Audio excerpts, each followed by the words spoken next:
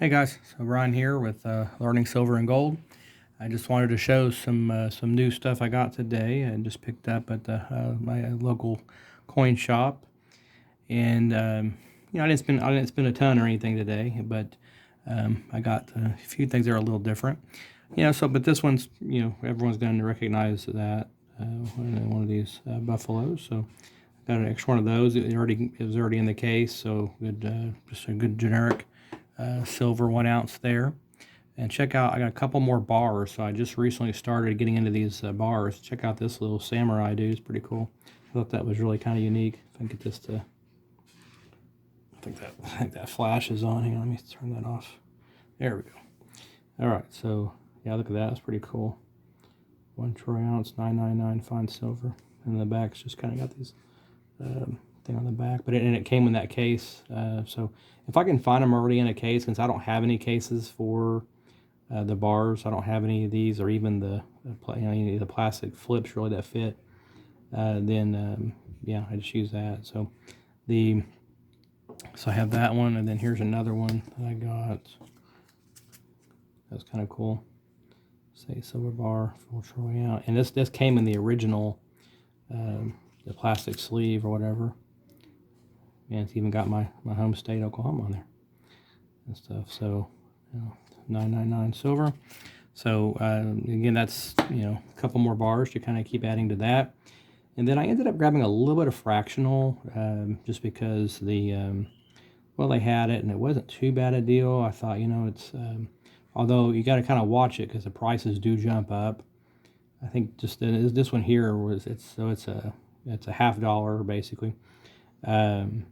But it's like $20 what this was. So you do pay a little bit more premium for it. So you got to keep, watch that. So it's a half a troy ounce of 3 nines money metal exchange. But at the same time though, I do want to I like the idea of having some fractional just in case. Although I have mostly 1 ounces, it is nice to have some variety in that. And then check this one out. So this is a 1/10 of an ounce. I let that zoom in on you. But check this thing's. I don't remember ever seeing these before. It was really cool, but it's an Indian coin. Let me let it zoom in. There it goes. It says there 1929 Liberty. So kind of I don't know if it's Indian head or sure. Maybe some of you guys might know what this is called, but then check the back out here. Let it zoom in. It's 1/10 troy ounce, 0.999 pure silver. Golden State Mint, so I guess that's the mint and stuff.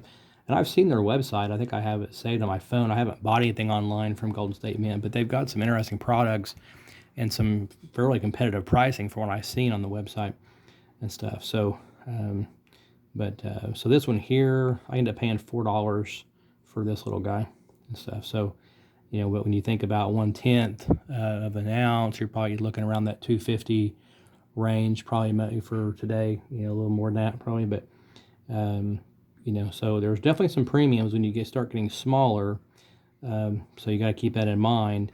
Now, but I think, for a few bucks extra, whatever, again, I think it is nice to have some fractional stuff, even though, now if we're talking about when you start adding up, if you start trying to buy a whole roll of stuff like that or something, which that was the only one they had, but just for example, if you start adding it up where, some of this bullion where you're getting 1/10 and you can try and get a whole roll of these things, like, you're talking like 50 of them usually or something, you got to really sit down and do the math because it adds up pretty quickly, versus just paying a few more bucks if you're just getting a few here and there and stuff. So, but when you're talking, if you're talking $2 a piece, times like 50, then you can see where it could add up really quickly and stuff. So just keep that in mind when you start getting more and more fractional versus staying around the 1 ounces and up and stuff. So, but most of my stack is 1 ounces. I do have some 2 ounces, a couple of, including a couple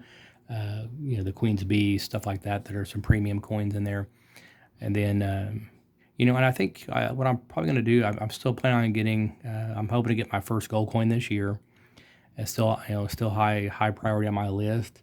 And then also I think I'm going to probably try to get whatever, depending on what I can find, but I'd like to get my first either a 5 or 10 ounce bar. So I want to get, because 2 ounces is the biggest I have so far. So at some point this year, I'd like to get at least a 5 ounce bar. Like I said, unless I can get a 10 ounce and stuff. I don't think I want any more than that. I think the 10 ounce would probably be the biggest I would go for at this point. I just don't really have the space and all that for a kilo. And you start getting into that kind of thing. And the portability really concerns me with that kind of thing.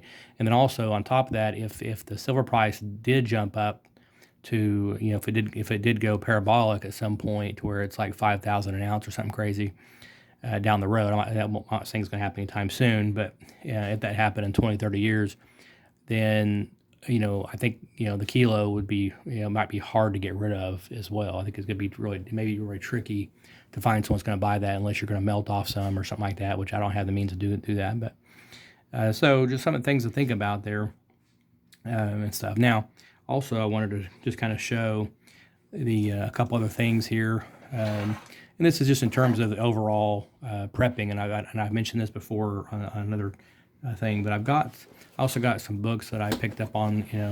This one I picked up online, kind of along with this one through like Self-Reliance and stuff. So this was like half off online. So I got a kind of a special on that, Recession Proof Your Pantry, and then Growing and Canning Your Own Food. And this is something that I'm not necessarily, I don't have the means right now to necessarily do that, but down the road, when one of my goals is to get some land, get a home on some acreage at some point.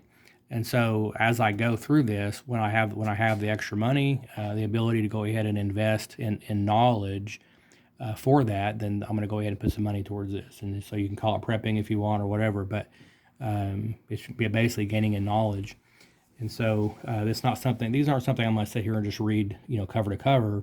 This is something that just goes in my bookshelf with any other survival manuals, good, gardening stuff. I mean, whatever I can find, especially if I find a good deal on it. This goes on my bookshelf, and then if I need it, I have it. Right? So it's just about knowledge because, again, if something major happens, let's just say we have to assume there may not be any, you may not have power for long extended period of times. You may not have internet. And so right now we're so spoiled thinking we can just go online for every little thing, but we need to be prepared. That may not always be the case. Okay, so in that case, knowledge is going to be very, very important to be able to know tricks of the trade, so to speak, and stuff. So, and then I had one more book. This one I got at the local bookstore that recently for like $3. It was like in a clearance aisle. And it's on how to actually make preserves. So it kind of goes along with canning food, but it's its own unique thing. So it's kind of cool where you go in how to do jams and like preserves or jams and things like that, liquors, pickles, and chutney and all this kind of stuff. So I thought it was pretty cool for just $3 to kind of thought I wanted to go ahead and add that to my my knowledge stack, I guess you can call it. So. Stuff. So I just kind of want to show you that, and I've got a couple more things coming in, a couple more books. They had a special on the website recently for some more, so I did spend some more money there to get some, which I'll probably show those to eventually once they come in the mail and stuff. So I just kind of want to show you guys that, but make sure you like, subscribe, and comment down below what you're seeing out there as far as the stacking and all that goes. I'd be curious to see how, what are you finding locally? Because I was going to say too, the more generic bars that my local shop had, the only ones they had was like Christmas stuff, which I'm definitely not into. But, so I usually try to avoid all that stuff. I know some people might not care. They say, an ounce is an ounce, and that's fine. It's just not my thing with all that Santa Claus and all that kind of stuff in it. So so I kind of avoided all that, even though these were a little bit more premium on them. I'd rather pay the few bucks for them than doing like the Christmas stuff. And I noticed too, they've been there the last several weeks I've been going there, people aren't buying them. So that just tells me something too, that I'm not alone probably in that. Now, if it was like super cheap, if they were, but they were still like $32 a piece. So it wasn't like they were like super cheap and stuff. So, with all the premiums right now, that's, it'd be one thing if they were trying to sell them for, under 30 or something crazy, then yeah, it might be worth looking at. But I just didn't. It just wasn't worth that. When you have stuff like this that they're wanting the same price. This is $32 too. Then it just makes sense to me to go with something that it's more recognizable too, and it already had a case with it, so it's just kind of a no-brainer. Like I said, these are a little bit more as far as bars, but I was excited to kind of add some different things. Got a little bit of fractional in there as well and stuff to kind of keep adding to my stack and in different sizes a little bit. And so it's something else I'm going to probably do this year, but especially I would like to get some bigger ones, like 5 and 10 ounce. So, but again, let me know your thoughts, guys. All right, keep on stacking. Talk to you later.